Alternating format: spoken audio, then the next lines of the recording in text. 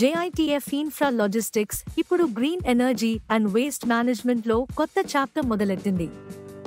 ఇటీవలే ఆంధ్రప్రదేశ్లో 320 కోట్ల రూపాయలు వేస్ట్ ఎనర్జీ ప్రాజెక్టును గెలుచుకుంది. ఈ ఆర్డర్ నెల్లూరులో 12 మెగావాట్ వేస్ట్ ఎనర్జీ ప్లాంట్ కోసం. ఇది కంపెనీకి క్లీన్ ఎనర్జీ సెక్టర్లో పెద్ద అడుగు. సబ్సిడరీ JWIL కూడా FY25లో 1428 కోట్ల రూపాయలు వాటర్ అండ్ సీవేజ్ ప్రాజెక్ట్స్ గెలుచుకుంది. రెన్యూవబుల్ అండ్ యూటిలిటీ ప్రాజెక్ట్స్ వల్ల కంపెనీకి లాంగ్ టర్మ్ గ్రోత్ విజిబిలిటీ పెరిగింది.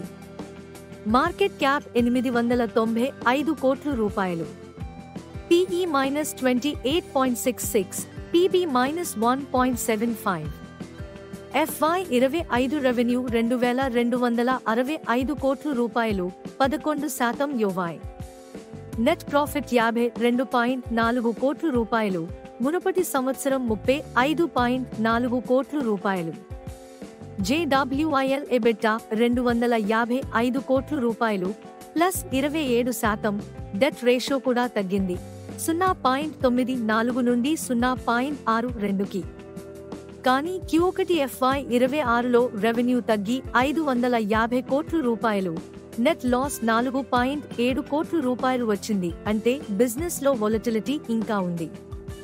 షేర్ ప్రైస్ 352 రూపాయల నుండి 366 రూపాయలు. గత వారంలోనే +10% ర్యాలీ, కానీ YTD 47% డౌన్. షార్ట్ టర్మ్ లో స్పెక్యులేటివ్ మూవ్స్ స్ట్రాంగ్ గా కనిపిస్తుంది. JITF ఇన్ఫ్రా లాజిస్టిక్స్ అనేది కొత్త గ్రీన్ ఎనర్జీ, వేస్ట్ ఇన్ఫ్రా ఆర్డర్లు మరియు మెరుగైన నీటి అనుబంధ పనితీరుతో కూడిన హైబీటా మైక్రోక్యాప్.